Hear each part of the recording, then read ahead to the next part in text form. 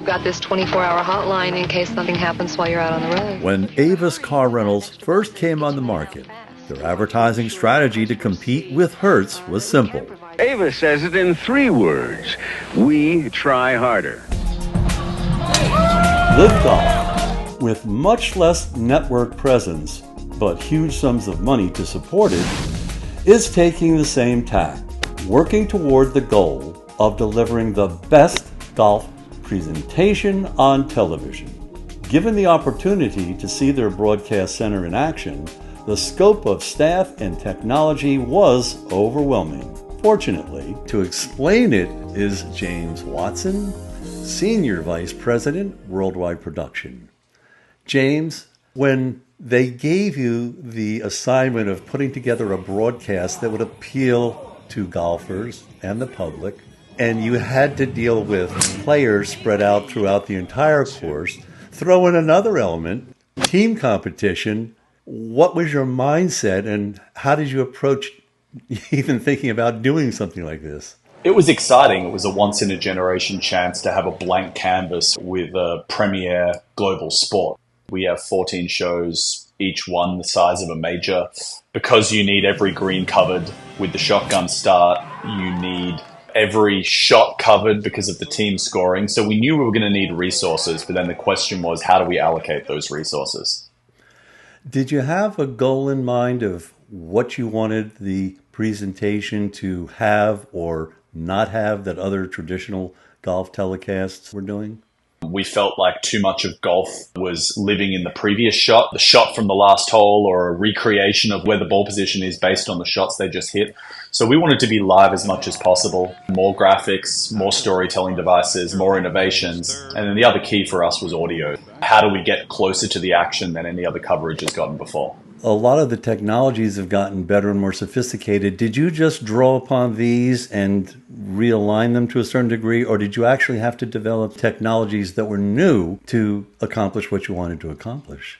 There's a number of sports we drew inspiration from, but we did have to develop tech from scratch. So the main change we made was the cadence of getting more shots into the coverage, getting live more often. Our Don't Blink feature, any shot that doesn't matter to the leaderboard gets moved into a separate segment that runs every 10 or 15 minutes saying, here's the best shots from around the course that don't matter, but they're still great golf shots, and condensing them. Most golf coverages are sort of 60% off tape, 40% live. We're 60% live, 40% off tape. As we evolved, I think drone integration was a big part of that. We wanted a real-time show the target that the golfer had, pinning players with graphics like you see in other sports like F1, for example, or horse racing. Epicenter finds himself in mid-pack here.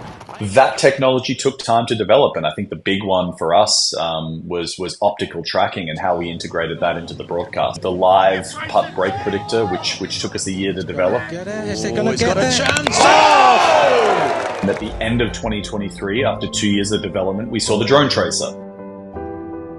Ross Smith is the person overseeing drone usage, and he provided the behind-the-scenes look and interview.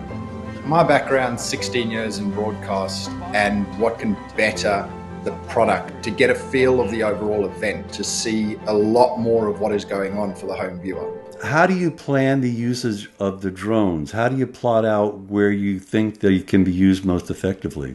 Together with our director and the rest of the production team, we'll assess a golf course. We'll look at holes that specifically suit a drone, blind dog legs, left or right, to showcase the course, to help the viewers at home get a better feel of exactly what the golfers are facing. For all our broadcasts, the crews fly the course and the route how they want to fly it. The director will ask them to be in a certain position. They will then take it upon themselves to get the best shot possible within that location.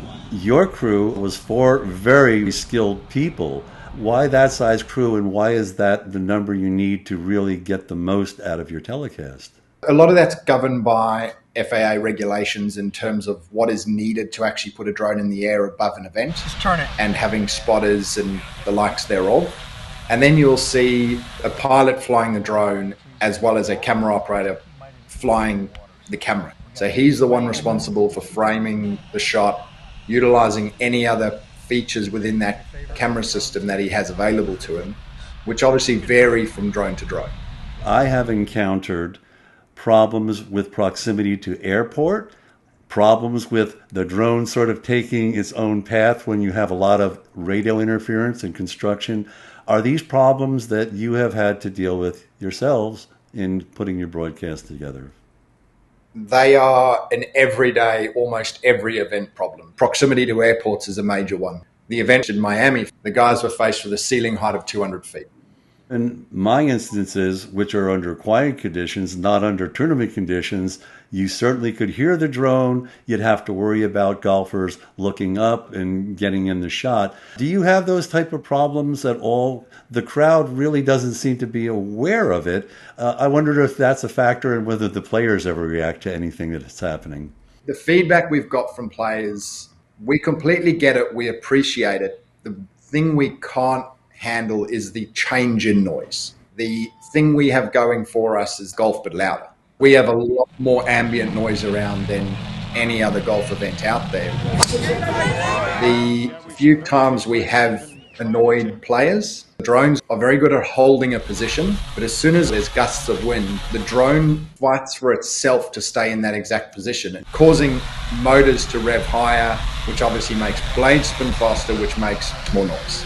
What's really amazing, when I went into the broadcast center, I saw things that I didn't think drones can do and things that really weren't shown before. Tracking, which is just incredible.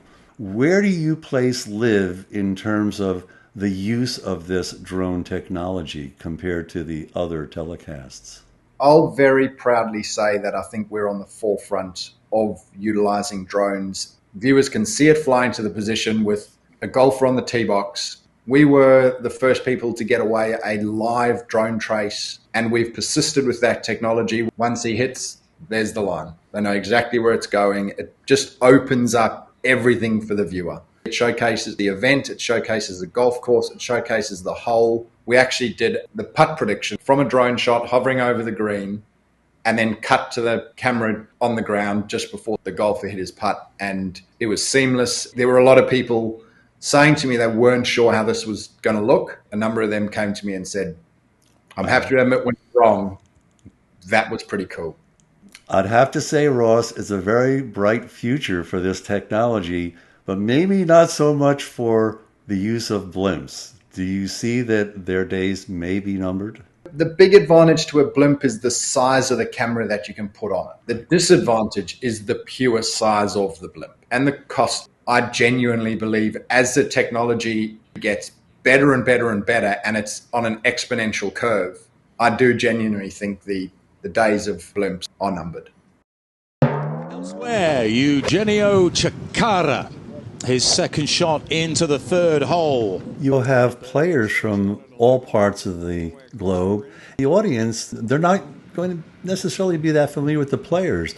Did you have a different way of approaching it that would help you bring out all the nuances that people would then say, I didn't know that. That's very interesting. It begins and ends with the commentators and the storytelling. In addition to that, we've got feature content. We get tremendous access from our players and teams. A system that allows AI to inform the graphic that is going to go on screen, so that the operator has options to select from rather than having 100 graphics he could get in. It narrows it down to 15 relevant ones. So you can have access to what you need really, I guess, real time without having to say, okay, how soon can you bring up this information or that? In a traditional golf broadcast, it's all being driven by the graphics producer. 016B, now we want team scores, that's 227A. We don't do that. The system allows the operator just to click through different options, and the graphics producer's job's to help that operator get ahead of what storylines are coming rather than reacting to what storylines just happened. Interesting that Sergio went back to this putter. Do you have a concern that there's information overload, that you can overwhelm people with too much? The fact that we've pushed things in some cases too far in one direction is a good thing for a sport that I think has been a little lacking in innovation for a 20-year period. We identified very early that we wanted to go for a younger audience, and the younger audience wants to be saturated with information, follow any player or team that they want to follow when they want to follow it, not just when the television producer's saying, this guy's relevant, which led to our Any Shot, Anytime initiative. I think we've done a good job of developing team golf, particularly on the weekend, being a key storytelling device. You have a lot of situations where a player has a lead on Sunday of 6-7 shots and the story becomes the chase for second and third. The Crushers coming back from 8 to 10 shot deficits, which creates a dramatic storyline on Sunday. Team golf is very much going to be a part of golf's future, and that's a good thing. I think the real space we're exploring now is this any shot, anytime initiative. Every hole's shot, every hole's covered. Those feeds go up into the cloud, and then on the LIV Golf Plus app, you'll be able to watch any group you want on the golf course, replay any shot that you want from any player. You'll be able to create a team 4-box to follow your 4 favorite players, and for me, that's the future of golf coverage. From my point of view, LIV has the most sophisticated telecast in golf. It looks like the sky's the limit.